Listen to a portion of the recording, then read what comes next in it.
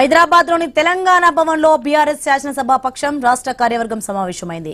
ఎంపీలు, ఎమ్మెల్యేలు, ఎమ్మెల్సీలు, రాష్ట్ర కార్యవర్గ సభ్యులు పాల్గొన్నారు. తెలంగాణ సాగునీటి కోసం మరో జలసాధన ఉద్యమం తప్పదని కేసీఆర్ యోచిస్తున్నారు. పాలమూరు, రంగారెడ్డి ఎత్తిపోతల పథకానికి నీటి కేటాయింపులను తగ్గించడం, కేంద్ర రాష్ట్ర ప్రభుత్వాలు అనుసరిస్తున్న విధానాలపై సమావేశంలో చర్చిస్తారని తెలుస్తోంది. క్షేత్రస్థాయిలో ప్రజా పోరాటాలు చేయడంపై కీలక చర్చ జరుగుతుందని సమాచారం. 10 ఏళ్ల బీఆర్ఎస్ పాలనలో గాడిలోకి తెచ్చిన వ్యవసాయం, సాగునీటి ప్రాజెక్టులను కాంగ్రెస్ ప్రభుత్వం నిర్వీర్యం చేయాలని కుట్ర చేస్తుందని బీఆర్ఎస్ నేతలు విమర్శిస్తున్నారు. దీనిపై క్షేత్రస్థాయిలో తిప్పికొట్టేందుకు ప్రణాళికను ఈ సమావేశంలో రూపొందిస్తారని పార్టీ వర్గాలు తెలిపాయి.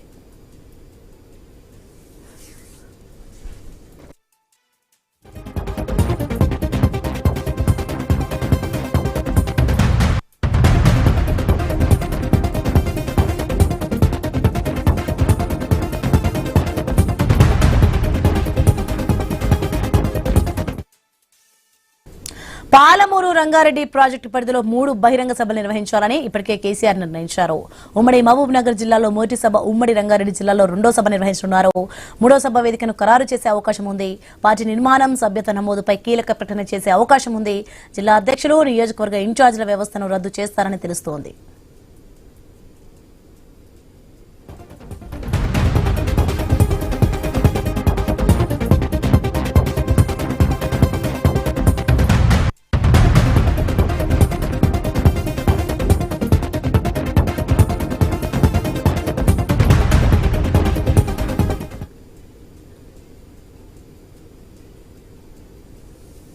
హైదరాబాద్ లోని తెలంగాణ భవన్ లో బీఆర్ఎస్ శాసనసభ పక్షం రాష్ట్ర కార్యవర్గం సమావేశమైంది. ఎంపీలు, ఎమ్మెల్యేలు, ఎమ్మెల్సీలు, రాష్ట్ర కార్యవర్గ సభ్యులు పాల్గొన్నారు. తెలంగాణ సాగునీటి కోసం మరో జల సాధన ఉద్యమం తప్పదని కేసీఆర్ యోచిస్తున్నారు. రైట్కి ఇదే అంశానికి సంబంధించి మరింత సమాచారం మా ప్రతినిధి ఏవై స్వామి లైవ్ లో అంది సిద్ధంగా ఉన్నారు. స్వామి, సోని తెలంగాణ భవన్లో కాసేపట్లో కేసీఆర్ తెలంగాణ భవన్కు చేరుకోనున్నారు. దీంతో ఇప్పటికే భవన్కి దాదాపు ఆహ్వానించినటువంటి పార్టీ ఎల్పీ నాయకులు, టీఆర్ఎస్ లెజిస్లేటివ్ పార్టీ నేతలు, అదేవిధంగా పార్టీ రాష్ట్ర కార్యవర్గ నేతలందరూ కూడా ఇక్కడికి హాజరవుతున్నారు. మాజీ ఎమ్మెల్యేలు, ఎంపీలు, ఎమ్మెల్సీలు అందరూ కూడా వస్తున్నారు. మనం చూస్తున్నాం తెలంగాణ భవన్ అంతా కూడా సందడిగా మారింది.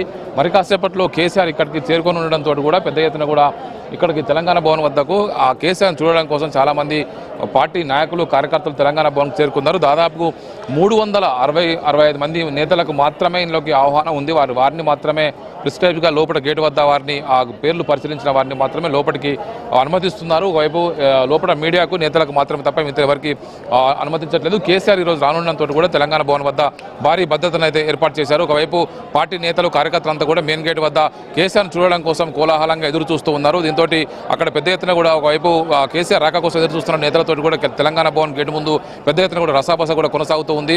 మరోవైపు వస్తున్నటువంటి నేతలకు ఈరోజు కేసీఆర్ ఎలాంటి సందేశం ఇస్తారు, పార్టీ నేతలకు ఒక క్యాడర్కు ఎలాంటి దిశానిర్దేశం చేస్తారన్న అంశంపైన అందరూ ఉత్కంఠంగా ఎదురు చూస్తారు. ప్రధానంగా ఉమ్మడి ఆంధ్రప్రదేశ్లో తెలంగాణ జరిగినటువంటి అన్యాయమే మళ్ళీ ఇప్పుడు కాంగ్రెస్ గవర్నమెంట్ వచ్చిన తర్వాత జరుగుతుందన్నది కూడా బీఆర్ఎస్ పార్టీ నేతలు చేస్తున్నటువంటి ఆరోపణ. ప్రధానంగా ఉమ్మడి పాలమూరు జిల్లా, రంగారెడ్డి జిల్లా, నల్గొండ జిల్లాకు నీరందించేటువంటి పాలమూరు, రంగారెడ్డి ఎత్తిపోతల పథకంకి సంబంధించి ప్రాజెక్టు 90% పూర్తయినప్పటికీ కూడా మరొక 10% పనులను కంప్లీట్ చేయకుండా పాలమూరు, రంగారెడ్డి జిల్లా రైతులకు కాంగ్రెస్ ప్రభుత్వం అన్యాయం చేస్తుందనేది కూడా బీఆర్ఎస్ పార్టీ ప్రధానంగా ఆరోపిస్తుంది. ఈ 10% పనులు కంప్లీట్ చేసి ప్రాజెక్టును ఒకవైపు ఒక పని యూజ్లోకి తీసుకొస్తే చాలా మంది రైతులకు సాగునీరు, తాగునీరు అందుతుందని చెప్పేసి కూడా కేసీఆర్ భావిస్తున్నారు.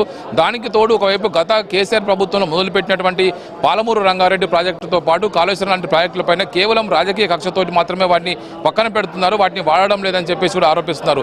మరోవైపు పాలమూరు, రంగారెడ్డి పథకానికి కేటాయించినటువంటి 91 టీఎంసీల వాటర్ గాను ఈ ప్రభుత్వం 45 టీఎంసీల వాటర్ గాను వినియోగించుకోవడం కోసం కేంద్ర జల కమిషన్ రాసినటువంటి సిడబ్ల్యూసీకి రాసినటువంటి లెటర్కి సంబంధించిన విషయంలో ఇటు ఉత్తమ్ కుమార్ రెడ్డి వ్యవహారం శైలి పట్ల బీఆర్ఎస్ పార్టీ నేతలు ఆగ్రహం వ్యక్తం చేస్తున్నారు. కేవలం 45 టీఎంసీల వాడకం కోసం ఏ విధంగా వినియోగిస్తారని చెప్పేసి కూడా ఆగ్రహం వ్యక్తం చేస్తున్నారు.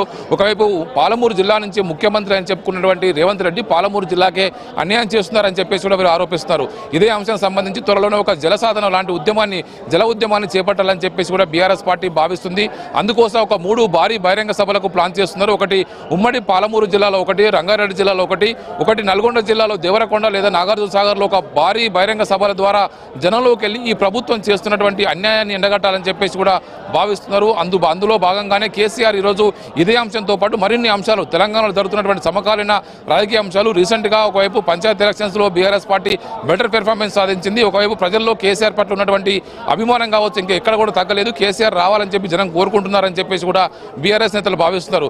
ఒకవైపు జలసాధన ఉద్యమాలతో పాటు మరోవైపు పార్టీకి సంబంధించినటువంటి నిర్మాణం పైన కూడా పార్టీ దృష్టి పెట్టనున్నట్టు తెలుస్తుంది. ఒకవైపు పార్టీలో ఒకవైపు సభ్యత్వ నమోదు, ఒకవైపు గ్రామ స్థాయి నుంచి రాష్ట్ర స్థాయి వరకు కమిటీల ఏర్పాటు, మండల జిల్లా అధ్యక్షులకు సంబంధించినటువంటి కొనసాగింపుతో పాటు ఒకవైపు ఇప్పటికే ఉన్నటువంటి నియోజకవర్గ స్థాయి ఇన్ఛార్జీల వ్యవస్థను రద్దు చేసి కొత్తగా పార్టీని బలోపేతం చేసే దిశగా కొత్త నాయకత్వానికి అవకాశం ఇచ్చే విధంగా పార్టీ నాయకత్వాన్ని మరింత కొత్త నాయకత్వాన్ని వైపు ప్రోత్సహించే విధంగా కేసీఆర్ మరిన్ని చర్యలు తీసుకుంటారని చెప్పేసి భావిస్తున్నారు. ఇందులో భాగంగా ఈరోజు జరిగేటువంటి ఈ సమావేశంలో మరిన్ని కీలక అంశాలు కేసీఆర్ పార్టీ నేతలతో ప్రస్తావించే అవకాశం కనబడుతుంది. మరి కాసేపట్లోనే కేసీఆర్ తెలంగాణ భవన్ రానున్నారు. దాదాపుగా 2-3 గంటల పాటు అనే పార్టీ నేతలతో సమావేశమైన తర్వాత 5 గంటల తర్వాత మీడియాతో కూడా కేసీఆర్ మాట్లాడడం కోసం ఈరోజు ముందుగానే ఒకవైపు మీడియాతో మాట్లాడబోతున్నట్టుగా తెలుస్తుంది. చాలా కాలం తర్వాత కేసీఆర్ మీడియా ముందుకు రానుండడంతో కూడా ఎలాంటి అంశాలను ప్రస్తావిస్తారు, ఈ ప్రభుత్వం చేస్తున్నటువంటి రేవంత్ రెడ్డి ముఖ్యమంత్రిగా కాంగ్రెస్ ప్రభుత్వం చేస్తున్నటువంటి వివిధ అంశాలపైన ఆయన ఒకవైపు ఎండగట్టే అవకాశం కనబడుతుంది. రీసెంట్గానే తెలంగాణ ప్రభుత్వం ఒకవైపు తెలంగాణ రైజింగ్ గ్లోబల్ సమ్మిట్ నిర్వహించింది, మరోవైపు ఫార్మాసిటీ లాంటి కీలకమైన ప్రాజెక్టులకు హైదరాబాద్కు కీలకమైనటువంటి ఫార్మాసిటీకి సంబంధించి దాన్ని మరింతగా ప్రోత్సహించడం కోసం గత కేసీఆర్ ప్రభుత్వం రైతుల నుంచి సేకరించినటువంటి భూములన్నింటినీ కూడా ఈ ప్రభుత్వం మళ్ళీ రియల్ ఎస్టేట్కు మిగతా వాటికి దారాదత్తం చేసే విధంగా ప్రయత్నం చేస్తుంది. దాంతోపాటు అనేక పరిశ్రమలు తెలంగాణ నుంచి ఇతర ప్రాంతాలకు తరలిపోతున్నాయి, ఆంధ్రప్రదేశ్కు కర్ణాటక తరలిపోతున్నాయి అని చెప్పేసి కూడా ఇప్పటికే బీఆర్ఎస్ పార్టీ వైపు బీఆర్ఎస్ ఆందోళన వ్యక్తం చేస్తుంది. హైదరాబాద్కు ఉన్నటువంటి ఒక పొటెన్షియాలిటీని దెబ్బతీసే విధంగా ఈ ప్రభుత్వం పనిచేస్తుంది, కేవలం రియల్ ఎస్టేట్కు అనుకూలంగా వ్యవహరిస్తుంది. ఒకవైపు హైదరాబాద్ ఔటర్ రింగ్ రోడ్లో ఉన్నటువంటి దశాబ్దాల కాలంగా ఉన్నటువంటి అనేక పరిశ్రమల్ని నగరం వెలుపలకు బయటికి వెళ్ళగొట్టే కృత్యంలో భాగంగా అనేక పరిశ్రమలకి దెబ్బతీసే విధంగా ప్రయత్నం చేస్తున్నారు. ఒకవైపు ఆ కాలుష్యకారకమైన వాటిని బయటికి పంపిస్తే ఏం లేదు కానీ ఉపాధినిచ్చేటువంటి లక్షలాది మందికి ఉపాధినిచ్చే పరిశ్రమలు కూడా తరలించే కుట్ర చేస్తున్నారని చెప్పేసి కూడా బీఆర్ఎస్ భావిస్తుంది. ఒకవైపు రైతుల ఇష్యూలతో పాటు ఒకవైపు నిరుద్యోగ ఇష్యూ, అదేవిధంగా మహిళల ఇష్యూతో పాటు వివిధ కీలక అంశాలను కేసీఆర్ ప్రస్తావించే అవకాశం కనబడుతుంది. ప్రధానంగా ఇరిగేషన్ ఇష్యూస్తో పాటు పార్టీ నిర్మాణానికి సంబంధించినటువంటి ఇష్యూస్ పైన పార్టీ నేతలకు కేసీఆర్ ఒక దిశానిర్దేశం చేస్తారని చెప్పి భావిస్తున్నారు. ఎన్ని గంటల పాటు ఈ యొక్క సమావేశం జరగనుంది? అలాగే చూసుకుంటే రానున్న ఎన్నికల దృష్ట్యా సంస్థాగత మార్పులపై చర్చ జరిగే అవకాశం ఉందా ఏంటి అసలు? అంటే ఇప్పటికే ఒకవైపు పంచాయతీ ఎన్నికల్లో ఒక బీఆర్ఎస్ పార్టీ 40% పైగా గ్రామ పంచాయతీల్లో విజయం సాధించిందని చెప్పేసి పార్టీ ఒక అంచనాకైతే వచ్చింది. త్వరలో జరిగేటువంటి జెడ్పీటీసీ, ఎంపీటీసీ కేవలం ఇది పార్టీ గుర్తుల మీద జరుగుతుంది. మనం జరిగినటువంటి పంచాయతీ ఎలక్షన్స్ పార్టీ గుర్తులు లేకుండా జరిగింది కాబట్టి వాటిలోనే పార్టీ ఊహించడానికంటే ఎక్కువ మంచి రిజల్ట్ వచ్చిందని చెప్పేసి భావిస్తున్నారు. త్వరలో జరిగేటువంటి జెడ్పీటీసీ, ఎంపీటీసీ, మున్సిపాలిటీలు, మున్సిపల్ కార్పొరేషన్ ఎలక్షన్స్లో కూడా పార్టీ మరింతగా బలపడే విధంగా చర్యలు తీసుకోవాలి, మరింతగా పార్టీ క్యాడర్ని ప్రోత్సహించే విధంగా కార్యాచరణ ఉండాలని చెప్పేసి బీఆర్ఎస్ పార్టీ భావిస్తుంది. అందుకు అనుగుణంగానే ఇంతవరకు వేచి చూసినటువంటి అంటే కాంగ్రెస్ పార్టీ వచ్చిన వెంటనే గత 10 ఏళ్ల కేసీఆర్ పాలన తర్వాత కాంగ్రెస్ పార్టీ అధికారంలోకి వచ్చిన తర్వాత వెంటనే ఈ ప్రభుత్వం పైన ఎదురుదాడి చేయకుండా కొంతకాలం వేచి చూసే దూరంలో ఉన్నటువంటి కేసీఆర్ ఇదే సరైన సమయం జనంలోకి రావాలని చెప్పేసి అని భావించినట్టుగా తెలుస్తుంది. ప్రధానంగా ఒకవైపు ఆంధ్రప్రదేశ్, ఒకవైపు కేంద్ర ఎన్డీఏ సర్కార్లో కీలక భాగస్వామిగా ఉంది. కేంద్రంలో ఉన్నటువంటి తన పలుకుబడిని ఉపయోగించి తెలంగాణకు అన్యాయం చేసే విధంగా అనేక రకాల స్కీమ్స్కు తెరలేపారు. ఉమ్మడి ఆంధ్రప్రదేశ్లో ఏ విధంగా అన్యాయం చేశారు, ఇప్పుడు మళ్ళీ అలాంటి అన్యాయం చేస్తుంటే ఈ రేవంత్ రెడ్డి సర్కారు చూస్తూ మిన్నకుండా ఉంటుందని చెప్పేసి కూడా ఒకవైపు బీఆర్ఎస్ పార్టీ భావిస్తుంది.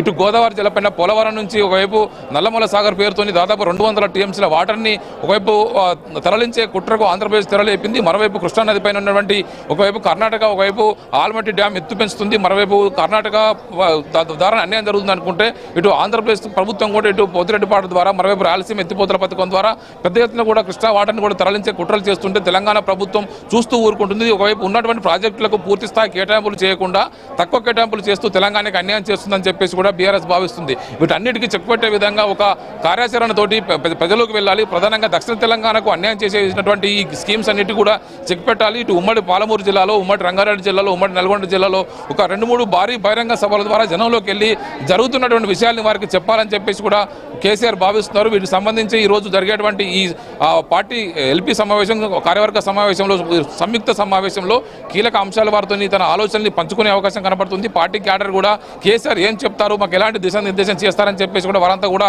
ఈగర్గా వెయిట్ చేస్తున్నారు. Soni, right, thanks for the information Swamy.